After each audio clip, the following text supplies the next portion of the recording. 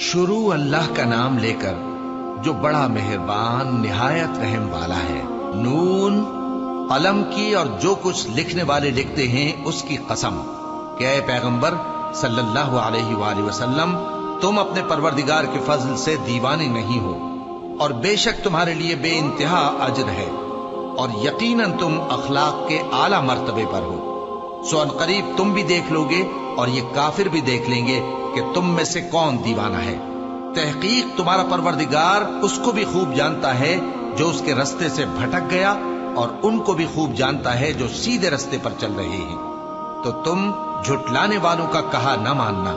ये लोग चाहते हैं कि तुम नरमी इख्तियार करो तो ये भी नर्म हो जाएं और किसी ऐसे शख्स के कहे में ना आ जाना जो बहुत कस्में खाने वाला है, जलील है, शरारत से इशारे करने वाला, लगाई बुझाई करने वाला, माल देने में बड़ा बखील, हद से बढ़ा हुआ बदकार, सख्त खू और इसके अलावा बदजात है। इस सबब से कि माल और बेटे रखता है, जब उसको हमारी आयतें पढ़कर सुनाई जाती हैं तो कहता है कि ये अगले लोगों के अफसाने हैं, हम अनकरीब इसकी ऊंची नाक पर दाग लगाएंगे।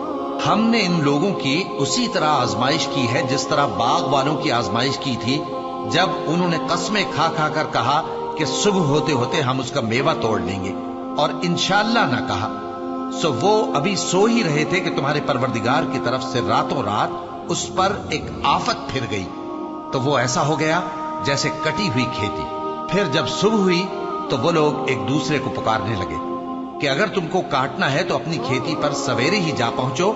सो वो चल पड़े और आपस में चुपके चुपके कहते जाते थे कि आज वहां तुम्हारे पास कोई फकीर ना आने पाए, और कोशिश के साथ सवेरे ही जा पहुंचे, गोया पैदावार पर कादिर हैं। फिर जब उन्होंने बाग को देखा तो वीरान, कहने लगे कि हम रास्ता भूल गए हैं, नहीं बल्कि हम बेनसीब हो गए। एक जो उनमें समझदार था बोला, क्या मैंने तुमसे नहीं कहा था कि तुम तस्बीह क्यों नहीं करते? दूसरे कहने लगे कि हमारा परवरदिगार पाक है, बेशक हम ही कसूरवार थे। फिर लगे एक दूसरे की तरफ रुख करके मलामत करने, कहने लगे हाय शामत, हम ही हद से बढ़ गए थे। उम्मीद है कि हमारा परवरदिगार इसके बदले में हमें इससे बेहतर बाग इनायत करे। हम अपने परवरदिगार की तरफ रुजू करते हैं। देखो अजाब यूं होता है और आखिरत का अजाब सबसे बढ़कर होगा। काश ये लोग जानते होते। परहेजगारों के लिए उनके परवरदिगार के यहाँ नेमत के बाग हैं। क्या हम फर्माबरदारों को नाफरमानों की तरह नेमतों से महरूम कर देंगे? तुम्हें क्या हो गया है? कैसी तजवीजें करते हो? क्या तुम्हारे पास कोई किताब है जिसमें ये बात पढ़ते हो कि जो चीज तुम पसंद करोगे वो तुमको जरूर मिलेगी? या तुमने हमसे कस्में ले रखी हैं जो क़यामत के दिन तक चली जाएंगी कि जो कुछ तुम तय कर लोगे वो तुम्हारा होगा? इनसे पूछो कि इनमें से कौन इसका जिम्मा लेता है। क्या इस कौल में इनके कुछ शरीक हैं? अगर ये सच्चे हैं तो अपने शरीकों को ले आएं। जिस दिन पिंडली से कपड़ा उठा दिया जाएगा और कुफ्फार सजदे के लिए बुलाए जाएंगे, फिर वो सजदा न कर सकेंगे। उनकी आंखें झुकी हुई होंगी और उन पर जिल्लत छा रही होगी, हालांकि पहले उस वक्त सजदे के लिए बुलाए जाते थे जबकि वो सही और सालिम थे। सो मुझको इस कलाम के झुटलाने वालों से समझ लेने दो।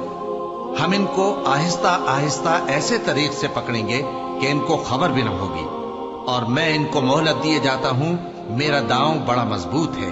ए नबी, क्या तुम इनसे कुछ मुआवजा मांगते हो कि इन पर तावान का बोझ पड़ रहा है, या इनके पास गैब की खबर है कि उसे लिखते जाते हैं?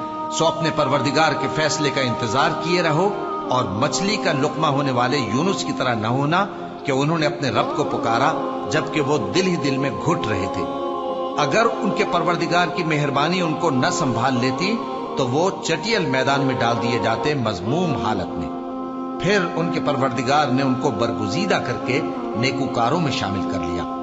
और काफिर जब ये नसीहत की किताब सुनते हैं तो यूं लगते हैं कि तुमको अपनी निगाहों से फिसला देंगे और कहते हैं कि ये तो दीवाना है। और लोगों, ये कुरान तमाम जहानों के लिए नसीहत है।